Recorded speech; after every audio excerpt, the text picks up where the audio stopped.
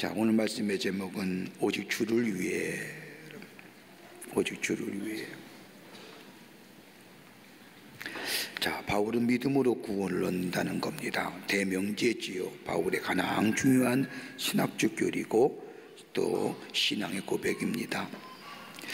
믿음으로 구원을 얻는다는 것은 이방인이나 유대인이나 차별이 없으며 새로운 공동체의 하나님 나라 백성 됐음을 말하는 겁니다. 그러기에 로마서 1장부터 8장까지는 믿음으로 구원을 얻는다는 것에 대한 신학적이며 교리적인 원칙에 대해서 이야기하며 9장부터 11장까지는 유대인이나 이방인이나 믿음 안에서 새로운 공동체가 이루어졌음을 말합니다. 열매 맺을 수 없는 돌감나무 같은 나무가 참감람나무 가지에 젖붙임으로 말미암아 참감람나무의 진액을 빨아들임으로 돌감람나무 같은 곳에 열매가 맺혀졌다. 그래서 돌감람나무도 참감람나무와 하나가 되었다. 다른 말로 말하면 예수 그리스도를 믿음으로 말미암아 우리 모두 다 아브라함이 우리에게 영적인 아버지요 영적인 조상이 되었다는 겁니다. 그리고 나서 바울은 12장서부터 15장까지의 그리스도인의 삶의 바른 자세, 어떻게 살아야 되느냐, 우리 다 변화된 사람인데 그리스도와 연합하여 그리스도의 영에 이끌려 사는 인생인데 어떻게 살아야 되는 문제를 말하고 있습니다. 그 첫 번째가 12장 1절에 선언하지 않습니까? 너희 몸을 하나님이 기뻐하시는 거룩한 산제물로 드리라. 이는 너희가 드릴 영적 예배니라. 제물로 드리는 겁니다.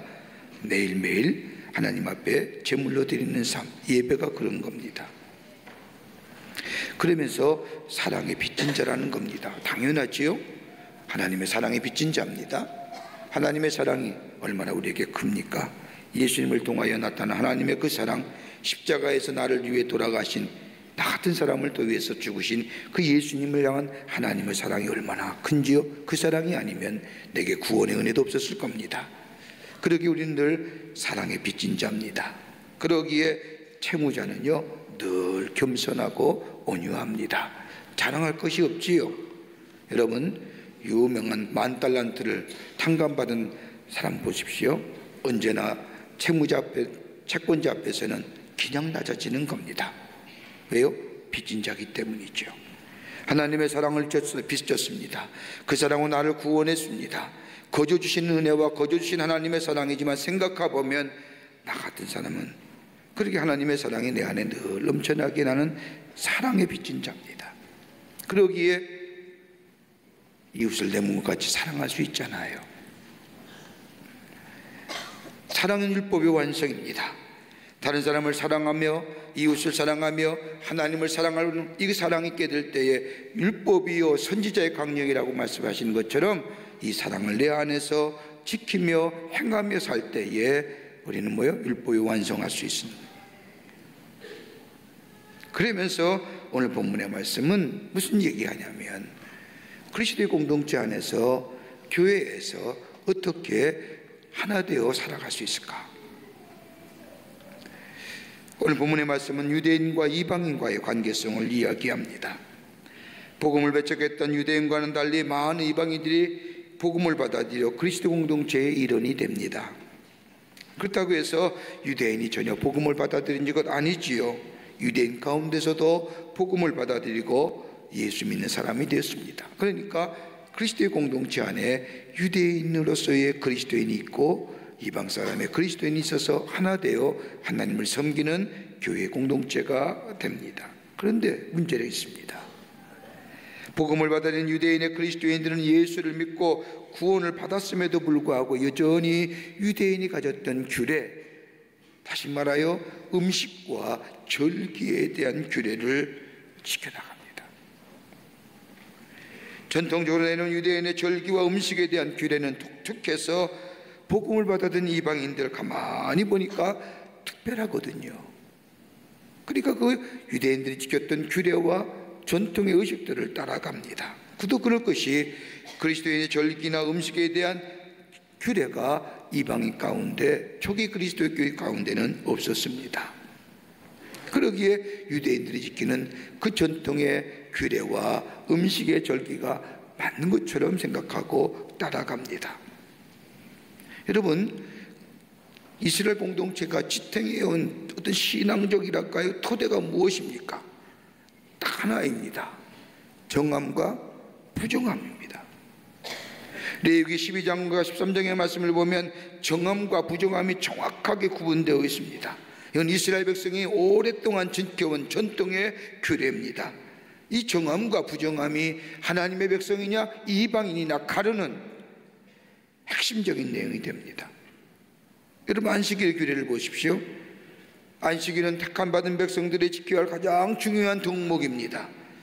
안식일을 지킴으로 언약의 백성으로서 서원민의 백성으로서 여호와께 헌신되었다고 하는 그 드러남을 행위로 나타나는 것이 유대인들에 있어서의 안식일 규례입니다. 그러기에 뭐예요? 아무것도 안 해요. 근데 이방인에게 이스라엘에서는 안식일의 개념이 없습니다. 딱히 이 날이 예배드리는 날이요, 이 날이 하나님 앞에 제사 드리는 날이요 라는 규범이 없습니다.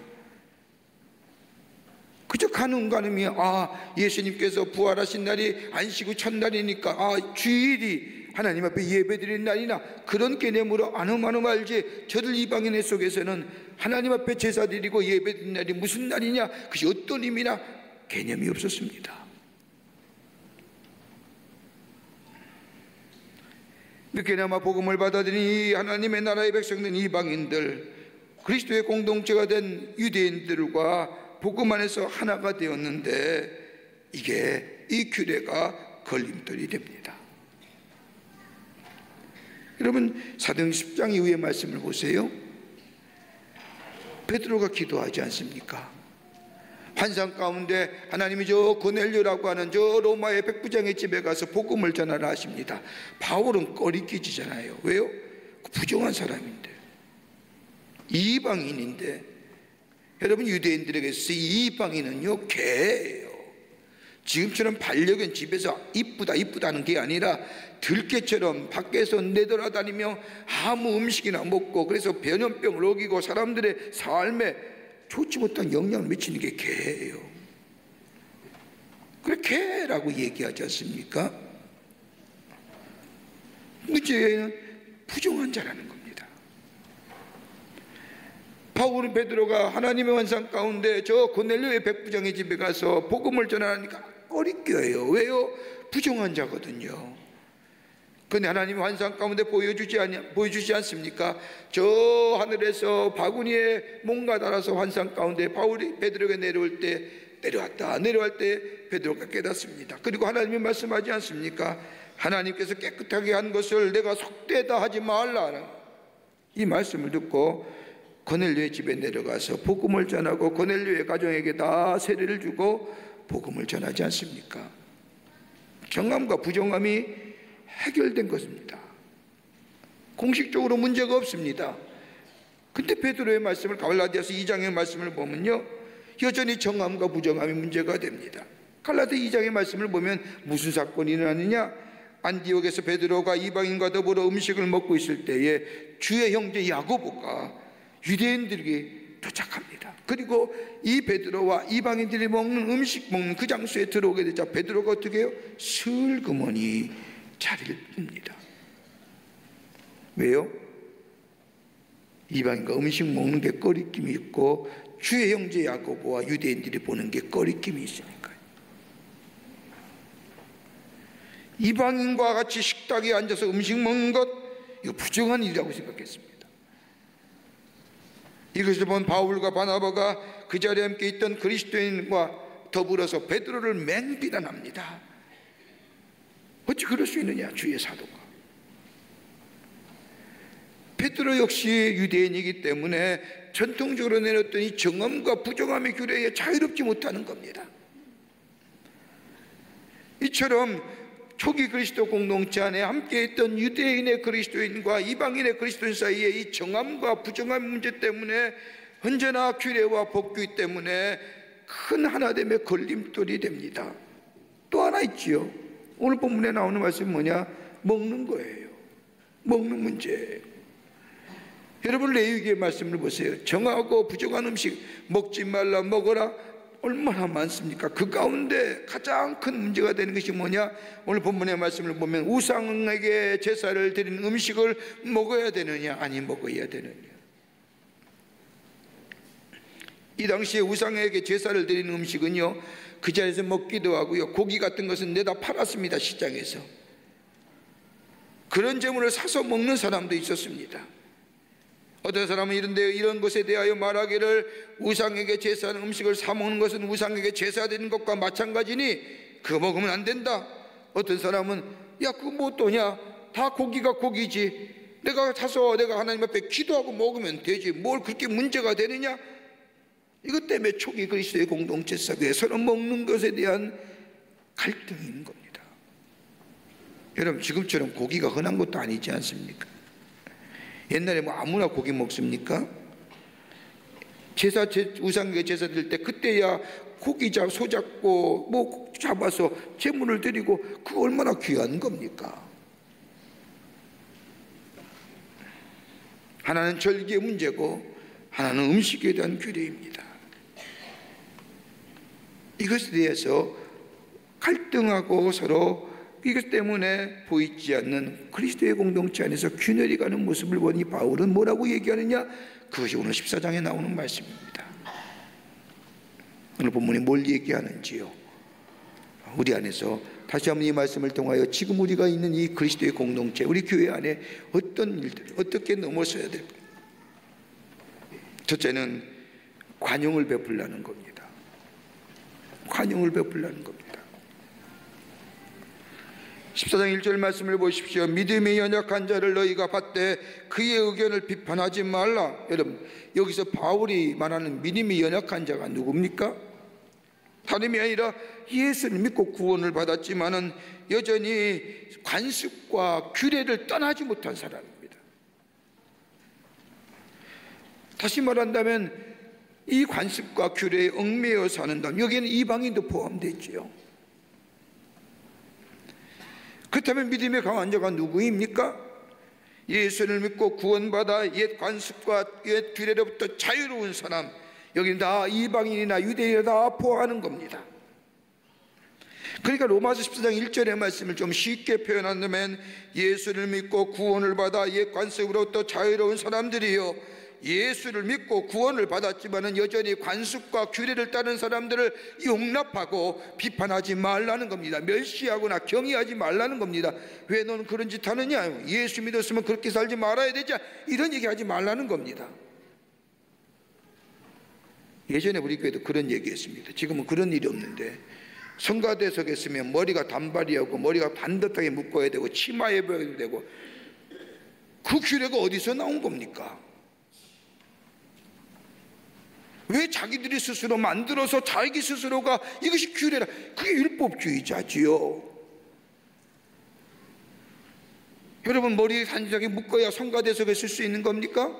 머리 단정하게 묶고 올라와야만이 뭐 교회에서 기도할 수 있고 봉사하는 겁니까? 아니지 않습니까?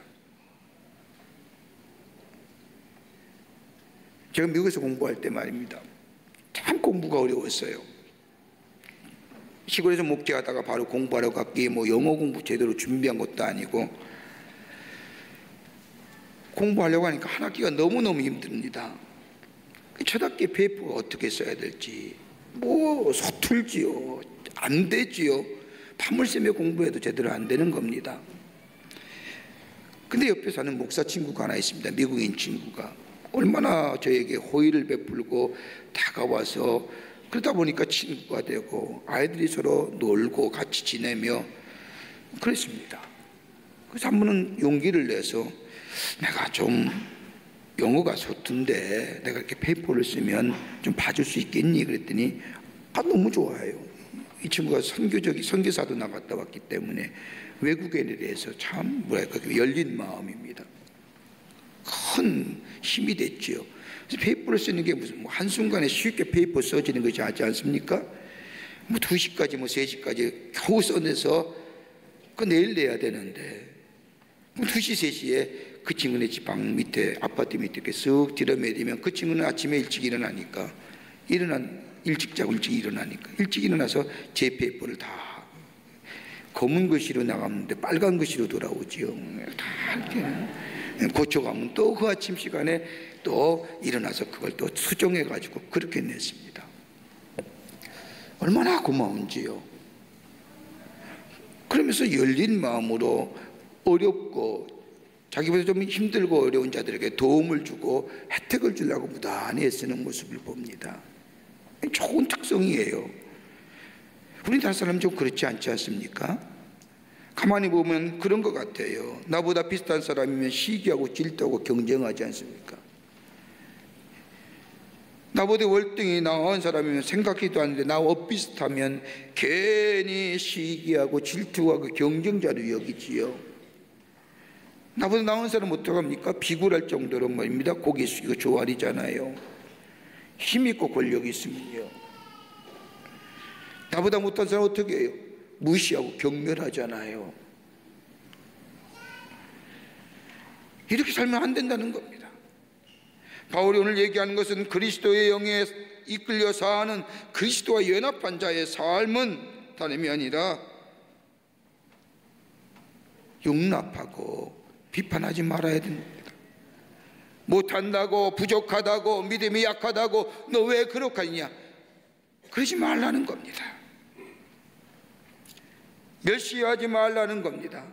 그렇게 바울은 믿음이 연약한 자를 너희가 받되라고 하는 말씀은 믿음이 연약하다고 뭐라 하지 말라는 겁니다. 잘못됐다고 말하지 말라는 겁니다. 예수 믿고 구원받은 건 다 마찬가지지 않습니까? 예수 믿고 죄사함 받은 건 다 똑같습니다. 세례받고 하나님의 사람이 다 구원받았습니다. 믿음이 약하다고 무슨 말입니까? 아직도 옛날에 세계관에 잡혀 있다고 그럴 수 있지 않습니까? 다 압니까? 모르잖아요. 우리 주변에도 예수를 처음 믿고 나서 예수의 교회 공동체에 들어온 분들 보면 아직도 옛날의 규례와 습관 가지고 있어요. 옛날 가치관과 세계관 버리지 못해요. 그래서 가끔 보면 이사 갈 때 날 잡는 사람도 있고요. 믿음이 약한 사람에 그럴 수 있죠. 그거 가지고 뭐하고 아니에요. 기다려줄 수 있는 세대예요. 믿음의 강한 모습으로 돌아올 때까지 기다려줄 수 있어야 되고, 그래서 너희가 받되라고 하는 거예요. 받아주라는 겁니다. 조금 인내해 주라는 겁니다. 아직은 처음일 것이니까 조금 있으면 나아질 것이라고 하는 소망 가운데 참고 기도해 주고 소망 가운데 바라보라는 겁니다. 제가 아는 분 가운데 지금은 세상을 떠나셨습니다만 나중엔 구원받고 세상을 떠나셨지요. 이분이 처음 교회에 나와서 예배를 드리고 가시면서 하신 말씀이 아직도 제게 기억이 있습니다. 재밌기도 하고요. 나가면서 제가 저한테 목사님 준비 많이 하셨네요. 잘 듣고 갑니다. 그러니까 설교가 무슨 강의나 무슨 그 밖에 것들로 생각하신 거예요. 그러니까 더 나가면서 잘 듣고 갑니다. 그런 분 가지고 쫓아가서 아닙니다. 이건 연설이 아니고 강의가 아니라 말씀의 선포입니다. 제대로 알아야겠습니다. 그거 하셔야 됩니다. 얘기한들 그분이 이해되겠습니까? 헷갈리죠. 설교가 뭔지도 모르는데, 하나님의 말씀이 무엇인지도 모르는데 이해시키기가 어렵잖아요. 뭐예요? 그러니까 기다려주는 거예요. 저를 위해서 뭐예요? 중보해 주는 거예요. 소망 가운데 기다릴 수 있어야 되는 거예요. 그분 나중에는 뭐예요? 설교가 뭔지 알고 가셨어요. 끝까지 예수 붙잡고 예수 이름 부르시며 세상을 떠나셨단 말이에요.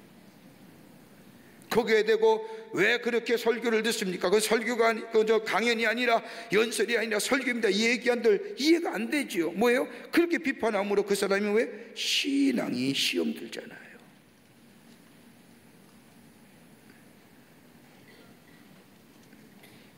그러기 또 하나 있습니다. 음식에 대한 규례지요. 음식 때문에 적지 않은 문제가 생기죠. 우상의 제사를 드릴 때 사용된 고기를 먹는가 아니 먹는가, 그게 옳은가 옳지 않는가, 합당한가 합당하지 않는가의 문제입니다.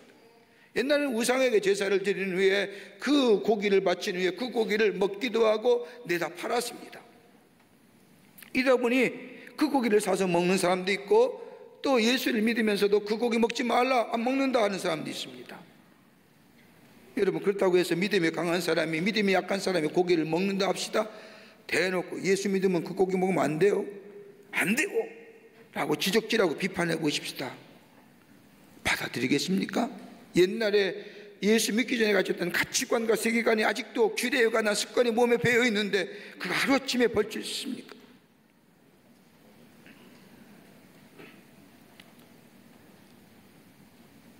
안 먹는 자는 먹는 자를 왜 모지하지 말라는 겁니다. 비판하고 판단해서 될 일이 아니라는 겁니다. 제가 광화에서 목회할 때에 전도사 시절에 전 부족이나 뭐 이런 것들 전혀 모르니까요, 예수를 믿는 가정이 있었는데 오랫동안 나오면서도 늘 그 부족 때문에 집안에 할머니 할아버지가 그 집에 오랫동안 같이 살면서 곳곳에다 부족을 심어놨는데 그거 치우지 못하는 겁니다. 여러분, 그게 치우는 게 쉬운 일이에요? 처음 예수 믿은 사람이? 그 이분이 처음에 예수 믿으면서도 그것 때문에 늘 마음에 꺼리낌이 있지만 그거 어떻게 해요? 그거 없어지면 큰일 날 것 같거든요.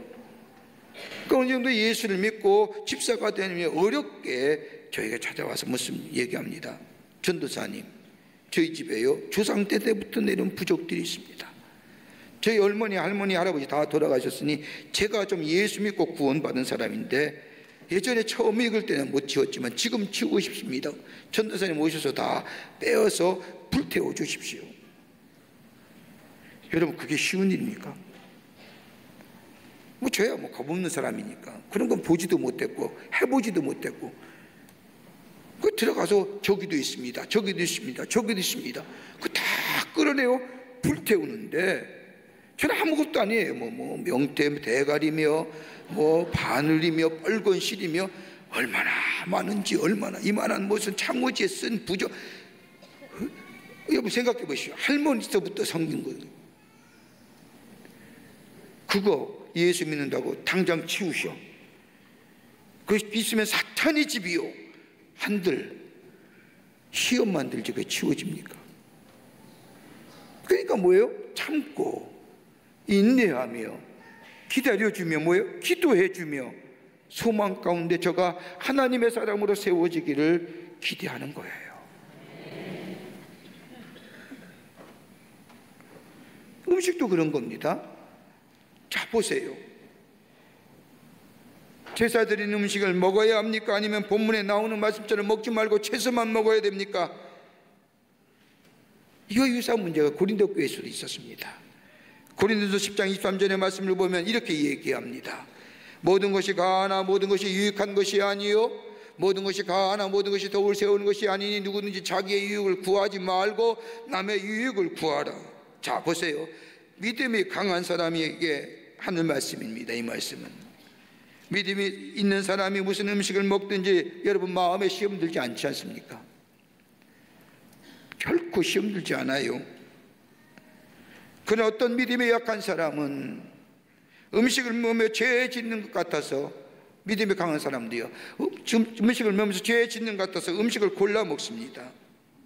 그럴 때 믿음이 강한 사람이 나는 다 할 수 있지만 모든 것이 유익하지 아니하니 모든 것을 덕을 세울 것이 아니게 하기에 상대방에게 유익하지 않으면 내가 하지 않는다. 나는 다 할 수 있는데 내가 혹시 그거로 먹으로 인해서 다른 사람이 시험 들거나 다른 사람이 유익하면 나 안 먹는다, 이 얘기예요. 먹을 수 있어요. 다 쉽게 설명해 드릴게요. 목사인 제가 친분 있는 집에 가서 믿지 않는 가정에 초대를 받아서 식사를 하려고 합니다. 근데 그 집이 마침 제사를 지내고 그 제사된 음식을 차려놨어요. 저게는 뭐예요? 아무 문제 없어요. 하나님께 주신 것이기에 감사하며 먹으면 돼요. 근데 같이 자란 사람이 내가 그것을 먹을 때 저 사람 목사인데 목사가 저 음식을 먹으면 제사된 음식을 먹는 애 하고 마음에 뭐예요? 실망이 있고요 때로는 뭐예요? 시험 들 수 있지 않습니까? 그래서 안 먹는 거예요. 먹을 수 있지만 다른 사람의 유익을 위해서는 안 되니까 안 먹는 거잖아요. 그러기에 고린도서 10장 23절과 24절의 말씀을 보면 28절과 30절의 말씀을 보면 누가 너희에게 이것이 재물이라 말하거든 알기 한 자와 양심을 위하여 먹지 말라. 내가 말한 양심은 너희의 것이 아니요 남의 것이니 어찌하여 내 자유가 남의 양심으로 말미암아 판단받으리요. 만일 내가 감사함으로 참여하면 어찌하여 내가 감사한 것에 대하여 비방받으리요. 나의 유익을 구하는 것이 아니라 남의 유익을 구하라는 거예요. 우리는 아무 문제 없어요.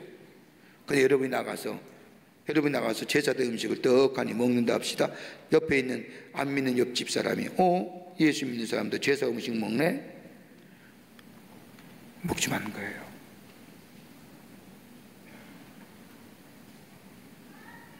그래서 비판하지 말라는 거예요. 기다려주며 뭐예요? 중보하며 소망 가운데 참는 거예요. 왜요? 저들도 장성한 믿음이 되면 관습과 규례와 가치관과 세계관이 버려질 것이 분명하기 때문인 거예요. 두 번째는요, 판단은 하나님께서 하시는 거예요. 14장 4절의 말씀을 보십시오. 남의 하인을 비판하는 너는 누구뇨? 그가 서 있는 것이나 넘어지는 것이나 다 자기 주인에게 있으며 그가 세움을 받으리니 이는 그를 세우시는 권능이 주께 있습니다. 자, 보세요. 하인이 자빠졌어요. 누가 뭐라 할 거예요? 여러분이 뭐라 할 거예요? 주인이 뭐라 하고 주인이 얘기하고 주인이 판단할 것이지 우린 자격이 없어요. 다른 말로 말하면 내가 다른 사람에게 그 음식을 먹니 안 먹니 얘기할 것이 아니라 판단하시는 주님이 판단하시는 거예요.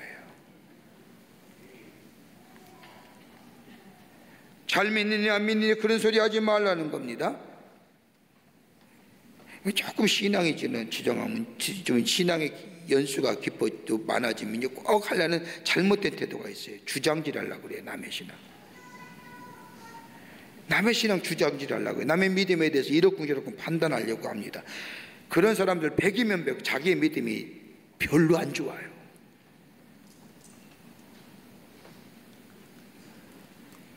하나님의 하실 일이 있고 내 할 일이 따로 있는 겁니다. 하나님께서 하실 일을 내가 함으로써 하나님께 범죄치 말라는 겁니다. 여러분 모세가 보세요. 모세가 쭉 출애굽하여 저 이스라엘 백성을 광야를 통하여 가나안으로 인도하는 광야의 생활 속에요. 저 카데스 바나에 도착하잖아요. 물이 없던 이스라엘 백성들 모세를 원망하고 하나님을 원망하니까 모세가 하나님 앞에 기도드림으로 하나님이 모세에게 명하지 않습니까? 반석을 명하여 물을 내라. 근데 그 말씀을 듣고 이스라엘 백성에게 떡 서는 순간 와, 저 나쁜 사람들, 저렇게 맨날 판단하고 비판하는 저 사람들. 그러니까 이 모세가 뭐라요? 패역한 자들을 뭘 했어요? 판단한 거잖아요. 패역한 사람들아, 이 패역한 자식들이라는 얘기는 이미 모세가 저 이스라엘 백성을 향하여 판단한 거잖아요. 그러니까 하나님 뭐라고 해요? 너는 나의 거룩함을 드러내지 아니하고 너를 나를 거역했다. 다른 말로 말하면 왜 내 백성을 네가 판단하고 비판하느냐, 이 얘기입니다. 모세를 비판했던 미리암 보세요. 모세가 이방 여인을 소실로 삼지 않습니까? 그럴 때에 이 미리암이 뭐라고 얘기해? 하나님의 종이 어떻게 저런 짓거리 하느냐? 비판하고 판단하잖아요. 정죄하고. 그 다음 뭐예요? 미리암이 그 자리에서 문득덩거리잖아요. 판단은 누구의 목이에요? 하나님의 목이에요. 왜 하나님의 목을 가르침으로 하나님 앞에 불신앙의 죄라, 경거치 못한 죄를 짓는, 바울이 그 얘기하는 거예요.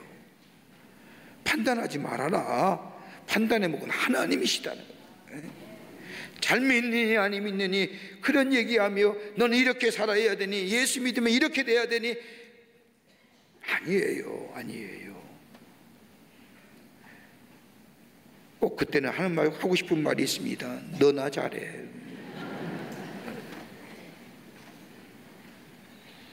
하인이 넘어지든 일어서든 무슨 상관이냐는 거예요. 하인의 판단의 목은 주인의 목이지 내가 할 일이 아니니 넌 네 일이나 충실히 하라는 겁니다. 다른 사람을 비판하고 판단하여 정죄하여 죄짓지 말라는 겁니다. 판단하신 이는 내가 아니라 주님이시라는 겁니다. 우리 교회 안에 이래야 됩니다. 판단의 목은 주님께 맡기고, 어려운 자는 보다듬어 주고 인내하며 참아주며 소망 가운데 기다리며, 저도 하나님의 나라에 온전한 믿음의 자람 되어 그리스도와 온전히 연합하여 그리스도의 영에 이끌려 받는 삶 되기 위하여 중보해 주며 소망 가운데 기다릴 줄 아는 자. 하나 더 있습니다. 끝으로 주를 위해 쓰임받아야 합니다. 14장 5절 말씀을 보십시오. 어떤 사람은 이 날을 저날보다 낮게 여기고 어떤 사람은 모든 날을 같게 여기나니 각각 자기 마음으로 확정할지니라. 다시 말하여 뭐예요? 안식일에 관한 문제입니다. 초기 기독교 공동체에 이 로마와 더불어 초기 기독교 공동체의 가장 부강의 요소가 있다고 한다면 음식 먹는 규례와 절기 지키는 겁니다. 오늘 특별히 뭐예요? 안식일을 얘기합니다. 여러분 보세요. 초기 교회에 이 당시에 초기 그리스도 공동체인 교회 안에는 유대인들만 아니라 이방인도 있었지 않습니까? 유대인들은 뭐예요? 그리스도의 복음을 받아들였지만 그리스도인이 되었지만 저들에게는 뭐예요? 토요일이 전통인 안식일입니다. 이에 반해 이방인의 그리스도인들은 뭐예요? 예수님의 안식 후에 첫날에 부활하셨기에 안식일인 토요일이, 저들이 유대인이 지키는 안식일인 토요일을 지나서 그날이 바로 주님이 부활하신 날이니까 그날 예배한다고 생각했습니다. 주일을 지키자니 유대인의 그리스도인들이 걸리고요, 토요일을 지키자니 이방인의 그리스도인들이 걸리는 겁니다. 어느 쪽을 지키든 목적이 하나잖아요. 하나님을 영화롭게 하는 거죠. 예수님 당시도 그랬습니다. 안식일에 병을 고쳤더니 병 고친 것에는 관심이 없고 왜 안식일에 일했느냐? 그래서 예수님 뭐라고 얘기해요? 내가 안식일의 주인이니라. 내가 안식일의 주인이야. 주일은 안식일이며 축복된 날입니다. 예수님의 부활하신 후 첫날에 즉 주일에 예배 드리는 거, 이거 기독교의 전통입니다. 부활의 주님을 찬양하는, 이거 지키는 겁니다. 근데 오늘 본문 말씀은 이 얘기하는 거 아닙니다. 주일이나 토요일이나 이 얘기하는 거 아닙니다. 다른 말로 말하면 생각해 보십시오. 꼭 주일만 거룩한 날이고 복된 날입니까? 다른 날은 복되고 좋은 날 아닙니까? 11조 드리는 것만이 꼭 귀한 겁니까? 나머지 9 마음대로 쓰고 세상의 것들로 마음대로